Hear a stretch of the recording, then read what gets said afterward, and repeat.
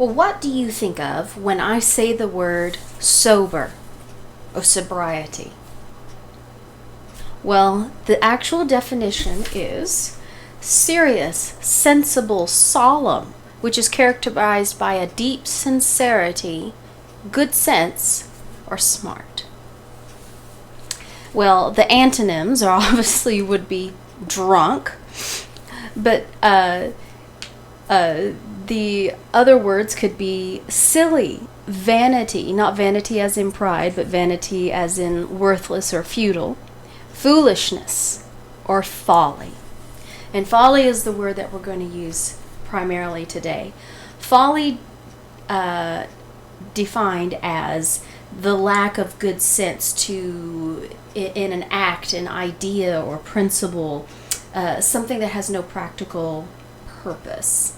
So folly. So there is a distinction between sobriety and folly. There are two concepts that are opposed. And we are going to trace the road as in a spectrum of sorts of folly. We're going to see where it begins, and then we are going to see where it ends. And so we are going to begin this road of folly. It starts in Proverbs 15:21, which is our chapter for this week, chapter 15, verse 21. And it says, "Folly is joy to him that is destitute of wisdom, but a man of understanding walks uprightly." So in other words, unwise people have fun doing stupid stuff. It's my interpretation, my word choice, but you get the picture. They get pleasure out of doing foolish things. All right, and still in Proverbs, it continues in chapter 10, verse 23. It says, "It is a sport to a fool to do mischief, but a man of understanding has wisdom." Now, mischief is misbehavior and troublemaking. It's a little bit a step beyond silliness. It's the harm or trouble that is caused by misbehavior and troublemaking. And still in Proverbs, again, we're walking through the pathway of where folly begins through where it ends. The next step is still in Proverbs, chapter 28, verse 4, and it says this: "They that forsake the law praise the wicked, but such as keep the law will contend with them." Now, a lot of people do silly stuff. They waste time. But even those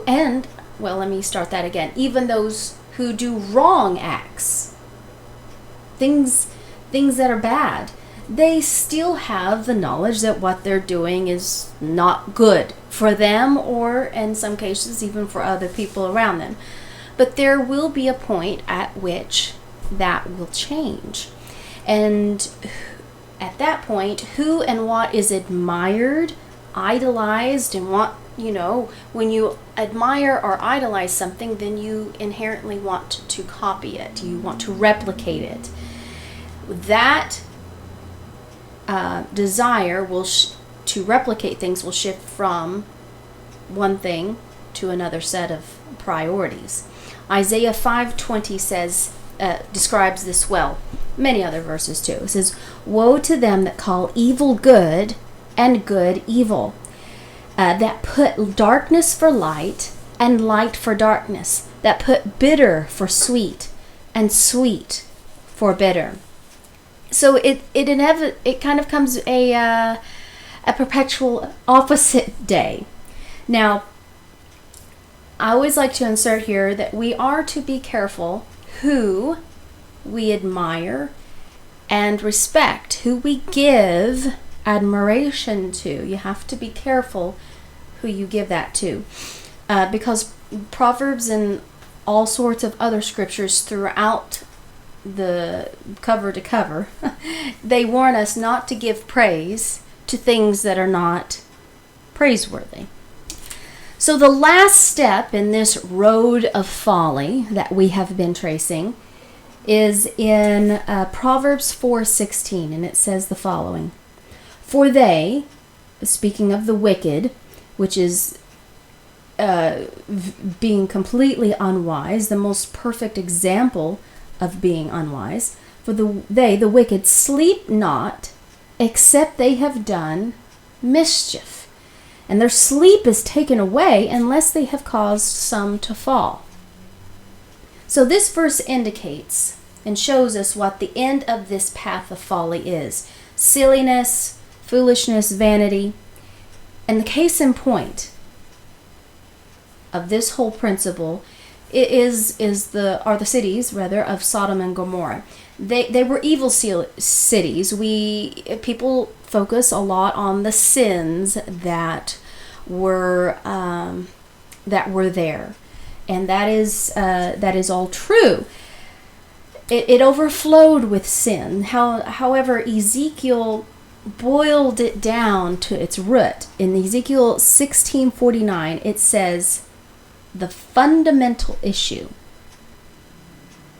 of these cities was as follows: "Behold, this was the iniquity of your sister Sodom: pride, fullness of bread, and abundance of idleness." And there's an old saying that idle hands are the devil's workshop.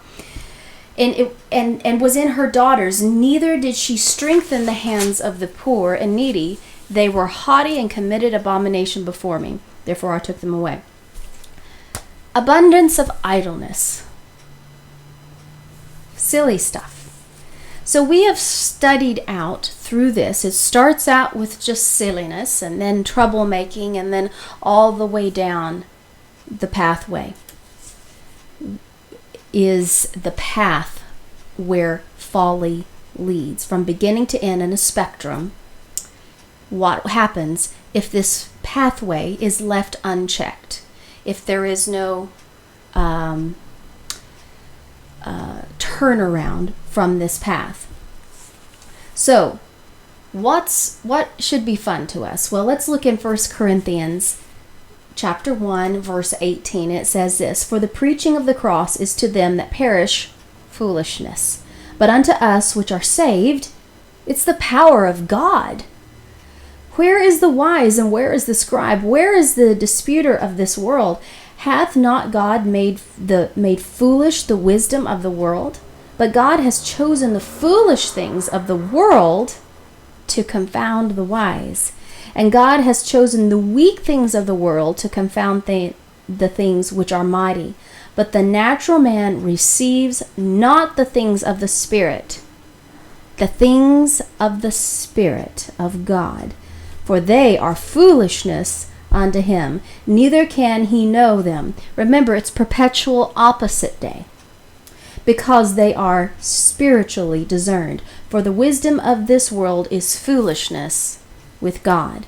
Hebrews 11, 24 and 25 says, "By faith Moses, when he was come to years, refused to be called the son of Pharaoh's daughter." And that was a significant thing. "Choosing rather to suffer the affliction with the people of God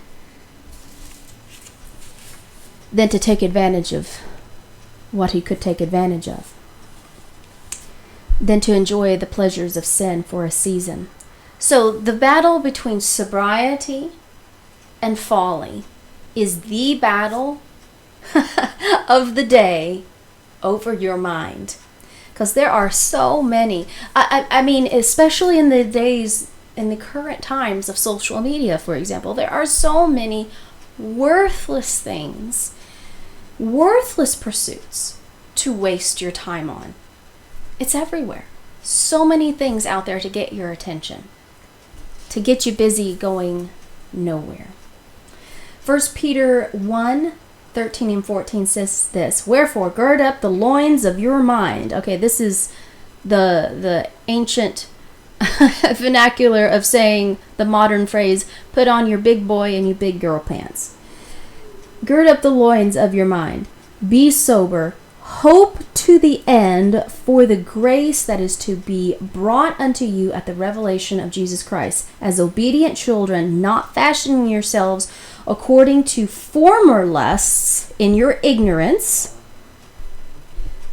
back when we were children. 1 Corinthians 13:11 says, when I was a child, I spake as a child. I understood as a child. I thought as a child. And that's okay when you are a child. But when I became a man, I put away childish things. So part of growing up and becoming mature, and I don't think that is inherently equated with becoming older.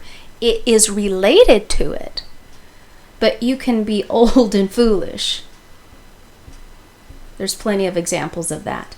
So maturity is helped by age, but it is not, they are not one and the same thing.